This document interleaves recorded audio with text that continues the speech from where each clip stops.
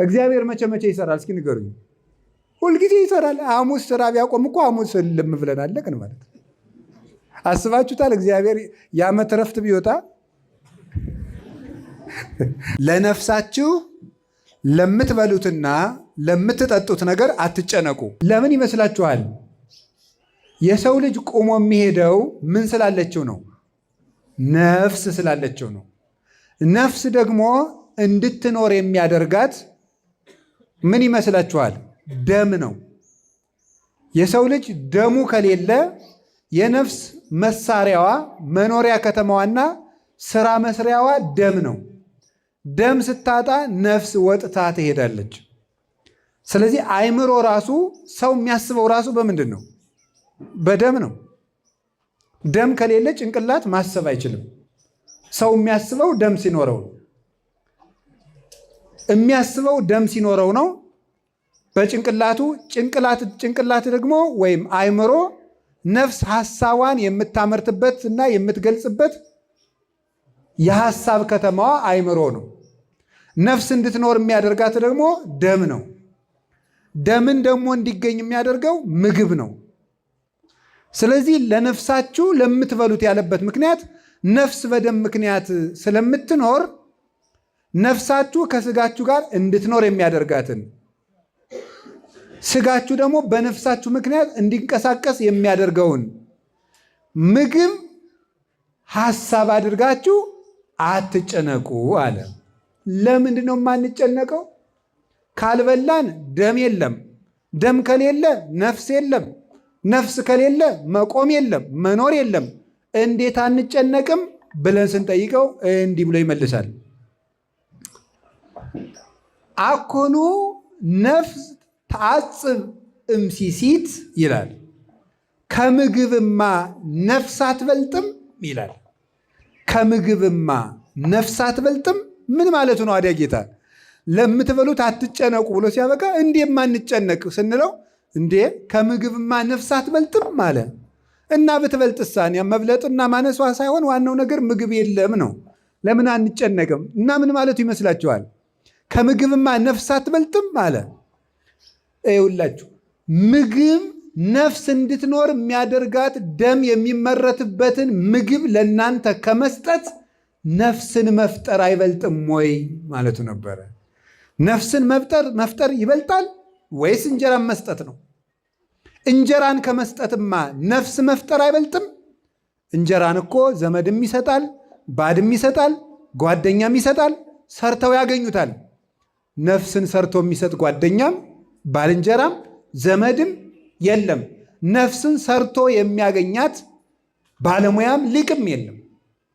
እንግዲህ ባለሙያዎች የዓለም ጠበብቶችና ሳይንቲስቶች ሁሉ ብዙ ትልልቅ ነገር ሰርተዋል። በባህር ውስጥ የሚሄድ መርከብ ሰርተዋል። መንኮራኩር ሰርተው ጨረቃን አይተን መጥተናል ብለዋል። እኛ ላየንም ዙሮ አይተናል ብለዋል። ማርስ ላይም ቤት ልንሰራ ነው ብለዋል። ተሰርቶ የሚዞር የሳተላይት ቤትም አለ። ታውቃላችሁ? የሳተላይት ቤት ስሰማ ነው። ቤቱ ተሰርቶ በዚህ ላይ እየዞረ ማለት ነው። በዚህ አላያችሁትም? እንደዚህ አይነት ቤት አለ አሉ ነው እንግዲህ። እኔ በወሬ ነው፣ የተማረ ሰው ሲያወራ ነው የሰማሁት። የሳተላይት ቤት ሁሉ ተሰርቶ ሰዎች ሰርተው በዚህ እያዩን ቤት ነው። ግን ባህር ውስጥ እኔ ቤት አይቻለሁ። ያው ባህር ውስጥ አይቻውቃለሁ። ድንገት እግር ጥሎኝ አንድ ቦታ እርሜን ብቅ ብዬ አንድ ውጭ ሀገር ባህር ውስጥ ቤት አይቻለሁ። የጀልባ ቤት አይቻለሁ። ቤቱን ጀልባውን ቤት አድርገው እዛው ይዋለዳሉ። ትዳር እዛው ኑሮ የሚመሩበት ጀልባ አለ። እንደዚህ አይነት አይቻለሁ። የሚዞር ቤት ደግሞ አለ። ይህ ሁሉ ተሰርቷል። ከወንድ ደም ዘር ከእናት ደም ወስደው ደግሞ ልጅ በጠርሙስም እያስወለዱ ነው። እንደ እንቁላል በኢንኩቤተር ተፈልፍሎ ዶሮ እንደሚሆን ሰውም ደግሞ እንደዛ እያደረጉ ነው። የሆነ ሆኖ ግን እስካሁን ነፍስ የሰራ ሰው ሰምተን አናውቅም። እንዲያው ምድርና ሰማይ ይቀልጣል እንጂ የሚሰራ ሰውም አይመጣም። በዚህ እርግጠኛ ነኝ። የፈለገ የተራቀቀ ሳይንቲስት ዓለም እስከሚጠፋ ቢመጣ ሰው አይሰራም። በዚህ እርግጠኛ ነኝ። ፍጥረት ሁለት ነገር ማድረግ እንደማይችል እኔ እርግጠኛ ነኝ። አንደኛ ሞትን ማቆም እንደማይችል እርግጠኛ ነኝ። ሁለተኛ ልደትን በራሱ መስጠት እንደማይችል እርግጠኛ ነኝ። ይሄው ከአባቱና ከእናቱ እኮ የሆነ ነገር ፈጥረው ወስደው ልጅ እያደረጉና የሆነ ነገር ወስደውማ ያው የእግዚአብሔርን ነገር ነው ያገናኙት። ያንማ እግዚአብሔር እኮ ነው እንጂ ሰራ። ታዲያ እነሱ ሰሩ ልንል ነው? እሱ አይደለም። ባልና ሚስትም እኮ አንድ ላይ ሲኖሩ ልጁ የእግዚአብሔር ነው። ባልና ሚስት ልጅ አይሰሩም። ልክ ባልና ሚስቱ አንድ የሚሆኑበትን ምስጢር ነው እነሱ ወስደው ይሄን ያደረጉ። በራሱ ግን ነፍስን የሚፈጥር ነፍስን የሚሰራ የለም። እና እናንተ እንደው ምን እበላለሁ ምን እጠጣለሁ ብላችሁ የምትጨነቁ ነፍስ ሰጥቻችሁ ሲያበቃ እንዴ ማንም የማይሰጣችሁን ነፍስ ሰጥቻችሁ ማንም የሚሰጠውን እንጀራ አይሰጠንም ትላላችሁ ብሎ ጌታ። ስለዚህ ስለ ምግብ አትጨነቁ። እንዳትጨነቁ ደግሞ ንጽሩ አዕዋፈ ሰማይ፣ የሰማይ ወፎችን ተመልከቱ። እዚህ ወፍ የለም እናንተ ገዳም ቢሆን አሁን ብዙ ወፍ ነበር። እዚህ ምንም ወፍ የለም። ይገርማል። እንደው ወፍም አላስቀምጣላችሁ እንዴ እናንተ? ሌላ ምን አላስቀምጣ ወፍም ያልክ ምን አላስቀምጥ ብለናል እንዳትሉኝ። አይ እኔ ምንም አታነካኩኝ ያልኩት ነገር የለም። ብቻ ብዙ ነገር አላስቀምጥ ብለናል እና ብቻ ግን ወፍም መቀመጫ መጣቻ እንዴት አሁን እዚህ እንደው ጥሩ ነው አለን ብላ እኮ ነው እንደው ስማችን አታጥፉ ብላ እዚው ፊት ለፊት የመጣች። ይገርማል እኮ አንዲት ወፍ ናት። በጣም እንዴት ያለች መሰለቻችሁ። ስለዚህ የሰማይ ወፎችን ተመልከቱ ነው። የሰማይ ወፎችን ስንመለከት ተመልክተን ምናደ እለ ኢይዘርኡ ወያአርሩ ወያስተጋብኡ ውስተ አብያት፣ የማይዘሩ የማያጭዱ በጎተራ የማይሰበስቡ ድልብ የሌላቸው እንደዚህ ዘመድ ደግሞ አካውንት የሌላቸው የሚያጠራቅሙበት ባንክ የሌላቸው ጓሮ የሌላቸው ወይም የንግድ ማዕከል የሌላቸው እስቲ ወፎችን ተመልከቱ። እስመ አቡክሙ ሰማያዊ ይሴስዮሙ፣ የሰማይ አባታችሁ እሱ ይመግባቸዋል።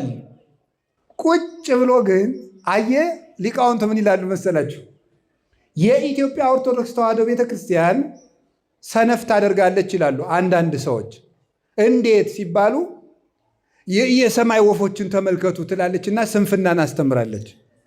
እንዲሁ እኮ አይደረስ ነው ሊበሏት ያማራቸውን ወፍ ጅግራ ናት ይሏታል አሉ። እንዴ እለ ኢይዘርኡ አለ እንጂ እለ ኢይሰርሩ አላለም ይላሉ ሊቃውንቱ። የማይዘሩ ወፎችን አለ እንጂ የማይበሩ ወፎችን አላለም ይላሉ። መብረር ምንድን ነው? ስራ በሉ። መብረር ምንድን ነው? አዎ እየሰራችሁ አልሳካ ካለ አትጨነቅለት። አንተ ድከም፣ ስራ። እግርህን እጅ ምንድን ነው? አንድ ፈላስፋ ብሎ የተናገረው ምንድን ነው? ዛሬ እንደሚሞት ተዘጋጅ፣ ዘላለም እንደሚኖር ስራ ነው አይደል ያለው? ስትሰራ የዘላለም ነዋሪ መስለህን ስራ፣ እማትሞት መስለህ ስራ፣ ሌት ተቀን ስራ። ንስሐ ስትገባ ደግሞ ዛሬ የምትሞት መስለህ ዛሬውኑ ተዘጋጅ፣ ተጨርስ። ዛሬ እንደሚሞት ተዘጋጅ፣ ዘላለም እንደሚኖር ስራ።